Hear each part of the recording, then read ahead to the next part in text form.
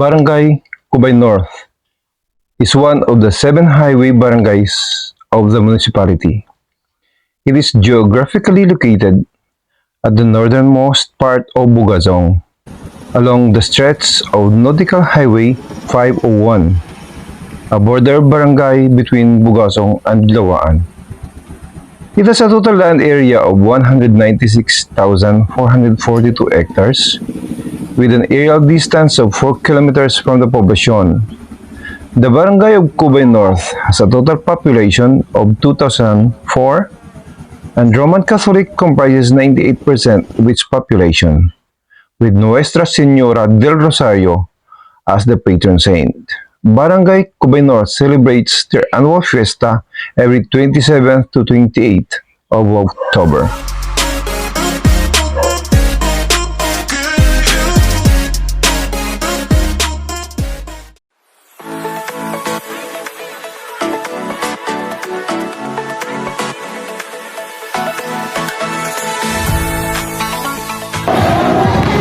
Ito na daanan natin sa kanilang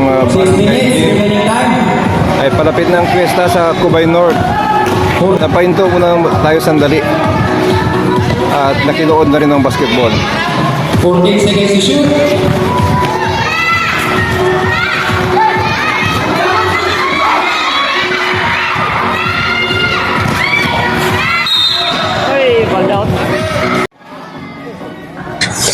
At bali, ang Cubay North ay isa ring highway barangay katulad ng Cubay South. Makikita natin mga ibinibintang mga produkto dito, no, along the highway. Sana ito ang isdaan ni Boss Mando. Ikaw si Boss Mando? Wala na dyan. Ikaw lang nag-slice.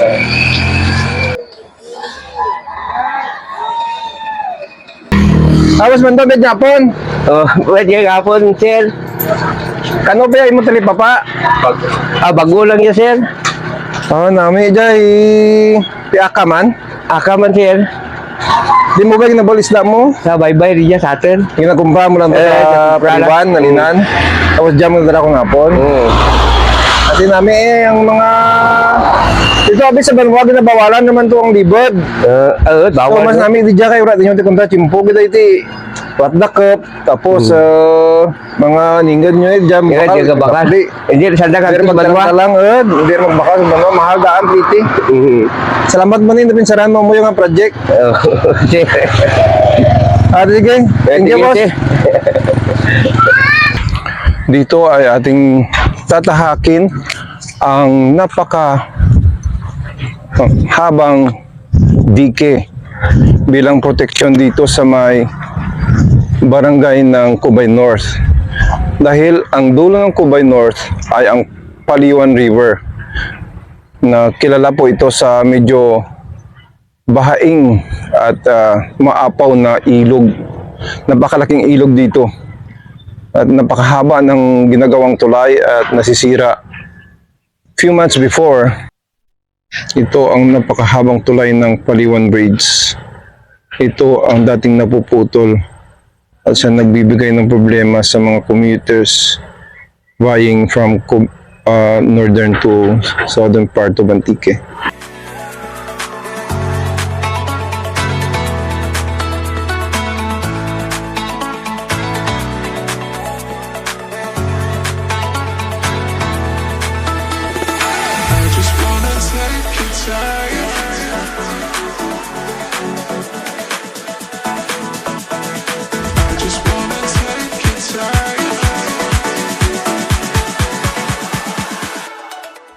Dito sa pinakadulo ng dike, ang haba ng dike na ito ay nasa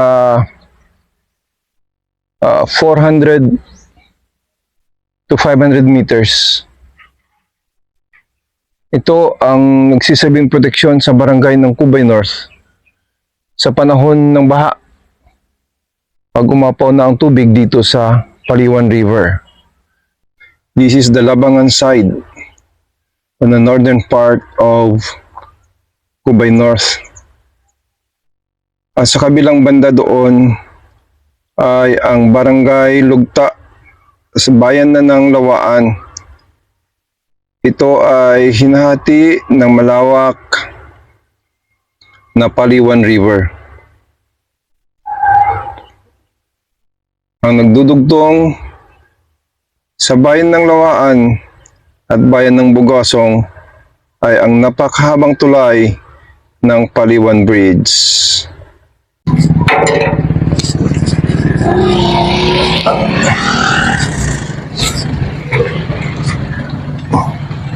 Sa isang amphibious yata ito na heavy backhoe ng DPWH.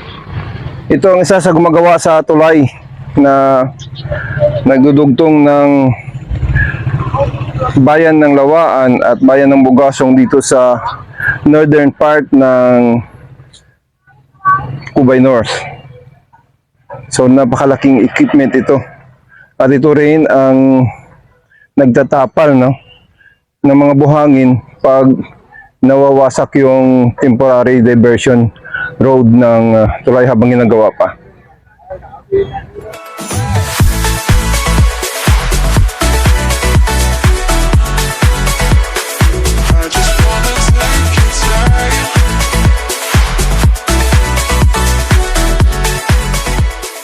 Dahil ito ang pinaka-northern part ng Bugasong, dito ang checkpoint ng ESF. Ano bang ESF, ma'am? Ibig sabihin ng ESF?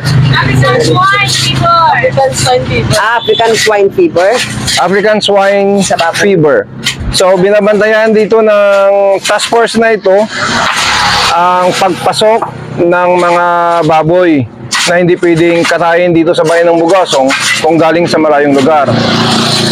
So, 24 hanggang alas 10 kayo dito? Yes. Hanggang alas 10 nagbabantay, no? Kapag pag-control natin ng sakit ng baboy na tinatawag na ESF. Itong dalawa na ito ay mga tauhan ng Municipal Agriculture Office at may barangay tanod din at saka ito ang ating butihing barangay secretary ng Barangay Cubay North. Itong masisipag na tauhan dito sa checkpoint or control center ng ESF, no? Dito sa boundary ito, bali boundary ito ng Lawaan at Bugasong dahil na nasa northern part na ito ng Barangay Cubay North. Ito ang La Cocina Restaurant. Native ang peg niya. Pag-aari ito ng kaibigan kong si Alpha at saka si Abby. So, tropical garden ang kanyang theme at napakaganda ditong kumain, mag-snacks. Lalo pa noong nasira yung tulay, maraming kumakain dito. Isa ito sa attraction dito sa Cubay North, ang El Corazon. Isa itong inland resort. Tara, pasukin natin ang El Corazon. Avatar ang statue dito. Maganda ang landscaping ng El Corazon. Tara, libutin natin ang El Corazon. Samahan niyo ako.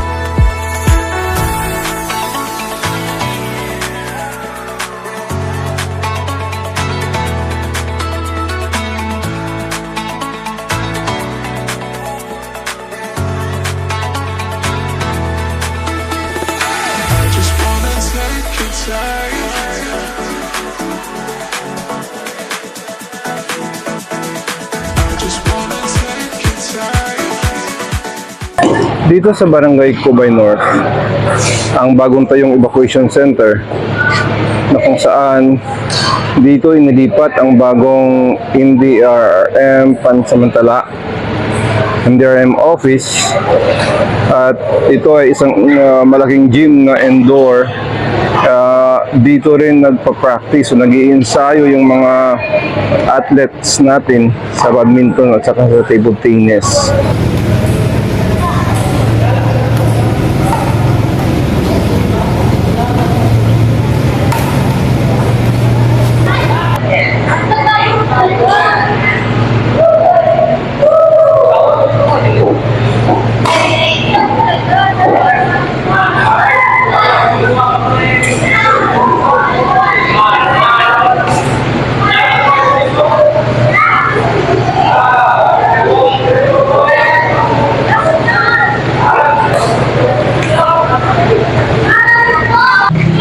So, nandito tayo ngayon sa may Cubay North na i-vlog natin ang Barangay Cubay North at nagkataon naman na may nag-iensayo dito ng mga athletes natin. So, nakita natin dito sir yung instructor. Sir, good noon. Good noon, sir. Nandito po tayo ngayon sa cover gym ng Cubay North, Bugasong Antique. No, ito ay isang preparasyon ng mga atleta natin para sa nalalapit na palaro bukas, no, para sa Antique League, Antique Athletic League, no, ng province natin. So kung magkataon na swertihin at manalo itong ating contingent, ito ang ibibet natin para sa provincial at palaro. Ito po yung plano dito ay ibibet po natin kung sino yung mga nanalo dito sa South ay magkakaroon pa ng bet between sa North and South of Antique. North and South. And then provincial wide, yun na magrepresent ng Antique for palarong pambansa. Region 6. Congressional Cup. Congressional So Cup it is not a regional meet, kundi Congressional Cup. Congressional Cup. Pure national ang puntahan nito. Hindi For pa the siguro. Philippines lang. Congressman lang. Congressional. Okay lang. So, thank you sir, thank you. Maraming salamat. Sana manalo yung contingent ng Bugaso. Hoping po. Nandito kasama natin si SB Marvin Rico. Very energetic and active sa niyang bayan member ng Bugaso. Thank you.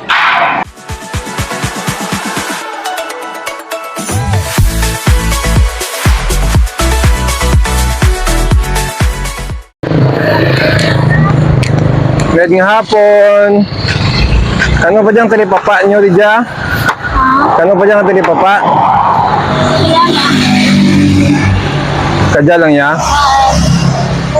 Eh, nasa duwan mo lang yan kung gabi eh. Start ako last year, Last year ko nag-start ka laswahan.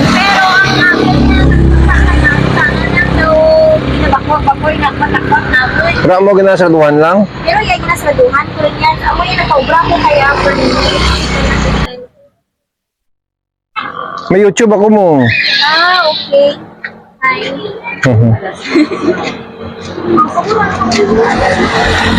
Tama na yun, no? Kompleto mo. At dito sa Barangay Cubay North ay makikita natin ang kulay pink na kainan. Ano ba ito? Nunoy's Restaurant? Nunoy's Karanaan, no? Malapit sa bukana ng Northern Bugasong National High School. So punta kayo dito, daan muna kayo dito sa barangay ng Cubay North. Dito sa Nunoy's Karanaan. Masarap ang mga pagkain dito. Dito rin makikita sa Barangay Cubay North ang Northern Bugasong National High School. So, ang high school dito sa Bugasong ay nasa St. Joseph's Antique Vocational School sa poblasyon. Dito sa Cubay North ang Northern Bugasong National High School naman. At dito ang parang paaralang elementarya ng Cubay North. Dati akong nagiging PTA, General PTA President dito. So naalala ko pa itong landscaping na ito, ang dalawang landscaping na ito.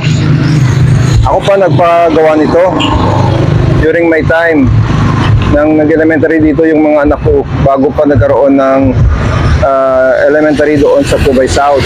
Dito sila nag-aral ng grade 1 at grade 2. So this is Cubay North Elementary School mula kinder hanggang sa grade 6.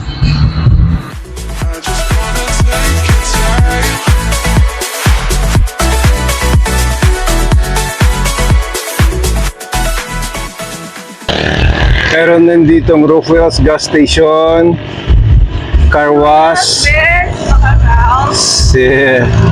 at saka Karinderya. Pag-aari ito ni Tay Muroy at ni Ma'am Milo Cotones. Ano rin ang kawayanan niya na may purok pa yan na? Purok uno. Purok Uno, Cubay North para? So mga pinakapamalayan na? Pinakapamalay? Lawan yan no? Pulo. Hindi, sudah pulo eh. Rakadan mga pagkunan. Natami natin sa 20. 20 ka pamalayan na? Hindi. Sige, diyan ka mo kung nag-uli ka? Okay man dyan maguli, no? Kung magbagyo-bagyo ba, bas kagangin yung ganin, no? Mas kagihangin. Raman ka baha dyan ang dalan, no? Raman gabaha. Salamat kiti sa pag kitagtaan natin kanyang adlaw. Purok ano? Purok uno. Purok Uno, Sitio, Kawayanan, Cubay North, Bugasong Antique. Salamat. Bye-bye. Bye-bye ka mo. Bye-bye.